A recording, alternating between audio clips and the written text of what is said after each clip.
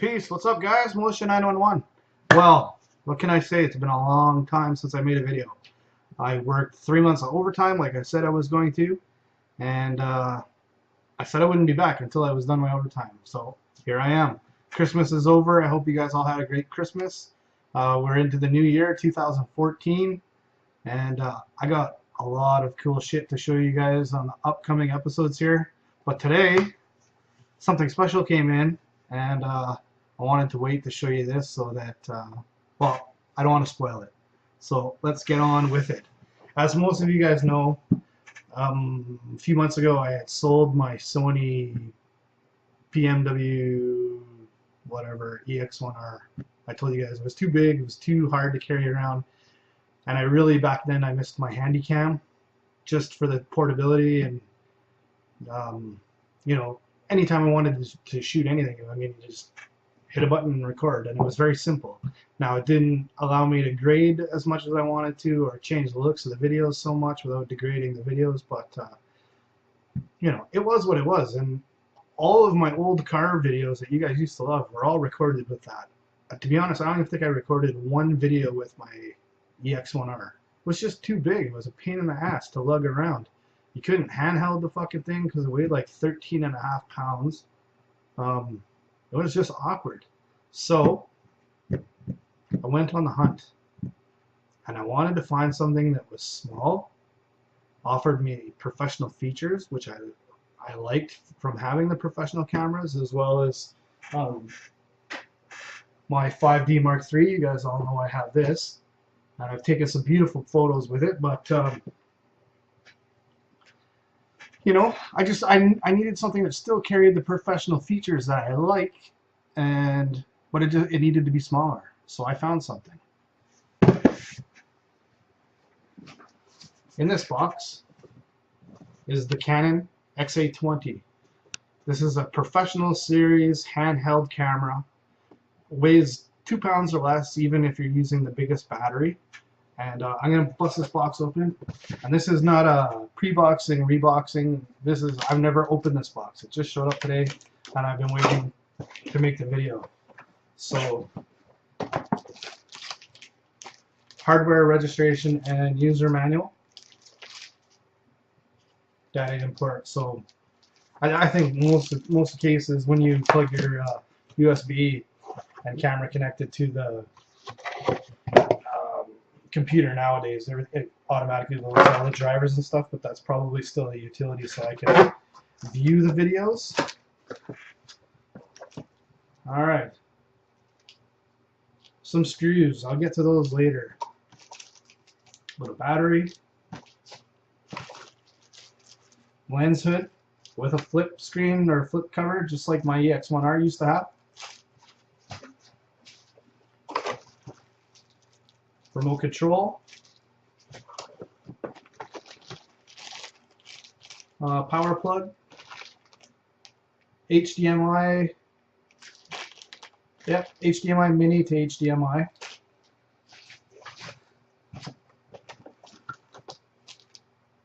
There's what the power plug goes into, so plug, now it'll go to the camera, probably charging the battery. But I have a battery, or 2 extra large batteries, the BP828s. And the Canon charger, and what else? Oh, I'll get to it. I don't want to spoil. Anyways, I got another little package coming with a few goodies just to accessorize the camera a little bit. That is the holder for a microphone. We'll get to that in a bit too. Little lead weight by the looks of it.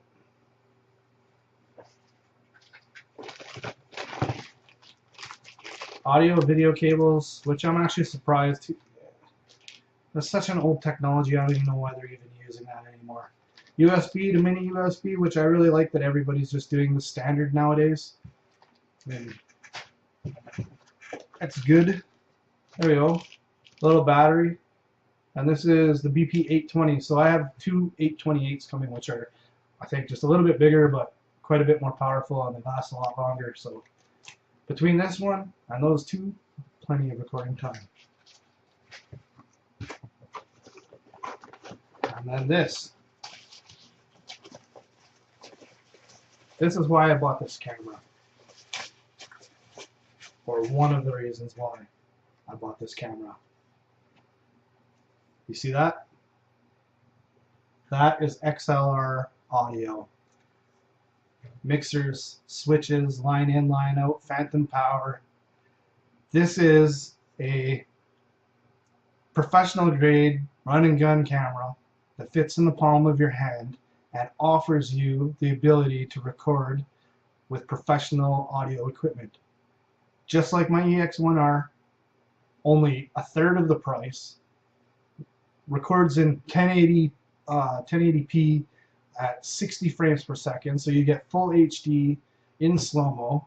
I'm actually surprised that people aren't really coming out other than GoPro. And when I talk about GoPro too, I know they released the new Hero 3 Plus. I'll tell you what, I'm not interested in GoPro anymore. They are way too expensive.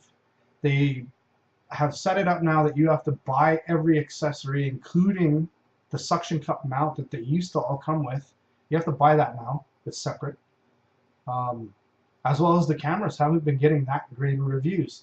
The 3 was locking up all the time, freezing, and having all kinds of problems, so they dumped the 3 Plus on people, and now the 3 Plus is having focusing issues.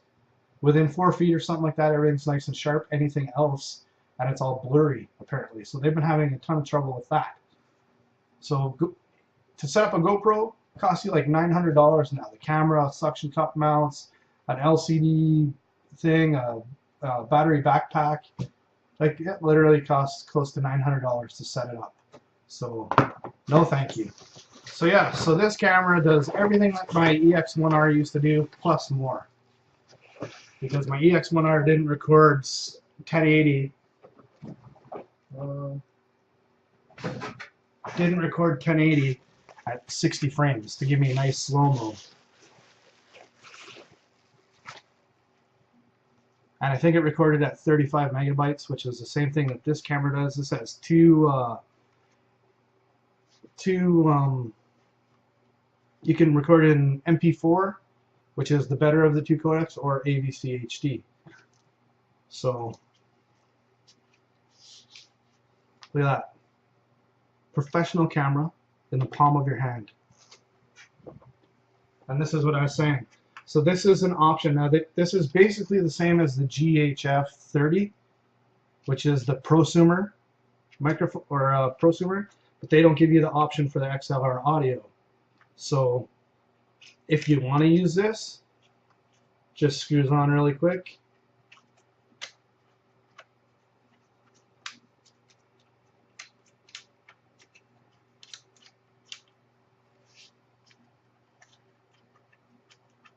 Just about got it.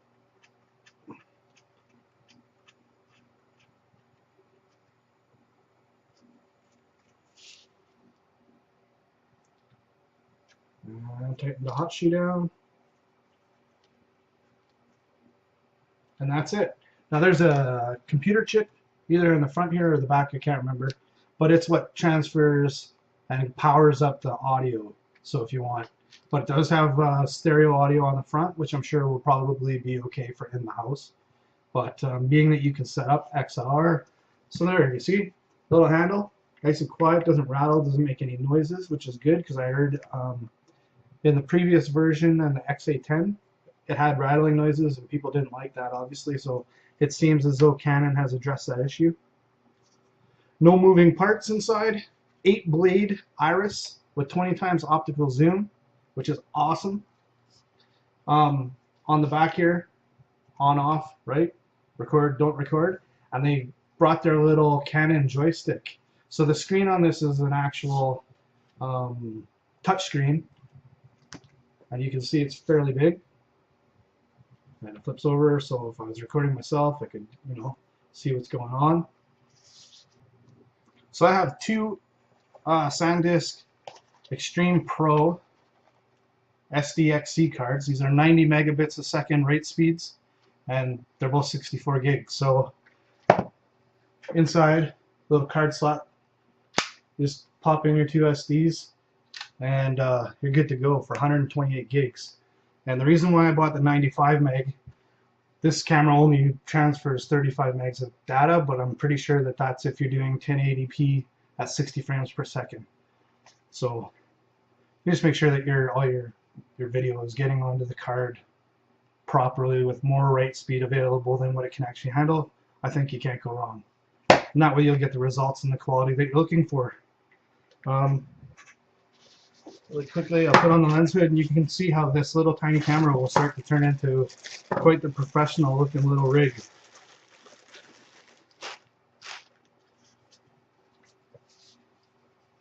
And I'm gonna have to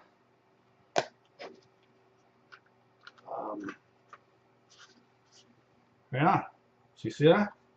Flips up, now it's open, closed, open, pretty slick.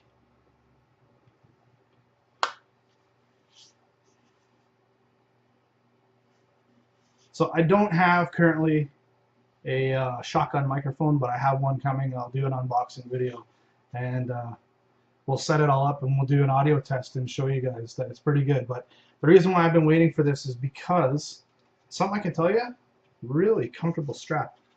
Feels really nice. This actually feels super nice in my hand. My fingers are exactly where the rocker switch is for the zoom, and my thumb is exactly where the record button is. Really nice. I'd have to hold with two hands to use the selector joystick thing, but that's okay. And then the other thing I forgot to tell you guys is on the back of it, it's got a switch for focus or zoom, and what that does is, if you, right now, this ring here would do the focusing, and if I switched it, the ring will do zooming. And yeah, it's got 9 picture profiles, and I think 4 of the 9 are like older, nostalgic looking. So, you know, one might give you a look from the 80s. I think they have one that actually imitates like a VHS sort of quality, really rough, kind of shaky, lots of grain, stuff like that. So pretty slick. Me, I'll probably just use the cinema setting one all the time. It should be a little bit flatter, and that way I can tweak it and post a little bit. Just, you know, what gives my camera or my videos my own little feel to them. But like I said, pretty awesome. All in the palm of your hand. Professional camera. It's got a full HD sensor. I think this actually has a larger sensor than my EX1. The low light quality of it's not bad. It's to be expected. I mean, unless you're going to carry a gigantic shoulder rig and a huge, you know, like a Sony F3 or something, which is tens of thousands of dollars, well, expect what you're going to expect. But from the videos that I've seen and the quality that I've seen, very, very impressive. And I think from now on you guys will enjoy the fact that I have a handheld again that I can do a lot quicker videos and more often. So I'm pumped. I'm pumped. The other one was just too big. Like I said, it was like 13.5 pounds or so. So can you imagine trying to hold 13.5 pounds for 15 minutes to make a video or whatever? I can use my Manfrotto tripod that I have. So I mean, put a little plate on here and it's nice and small. I won't notice the weight. Like, it does feel like it's got decent weight to me, but it's not overly heavy. And even so, cinch your arms together, hold it both hands, and yeah, like, I think it's excellent. I think it will be excellent. So yeah, all right, so I'm going to cut this, and I'll come back after it's charged, and we'll do a little what the videos look like, okay? I'll do some testing, because I got lots of shit to show you guys. I've just been waiting for this so that I could actually show you easier, because my webcam doesn't come off, and I really, since I bought the 5D Mark III, I have no interest in making videos on it. I don't know why, because it looks like a photography camera. I mean, that's what it is, but it's not my cup of tea. All right, peace. Stay tuned. I'll be right back with part 2.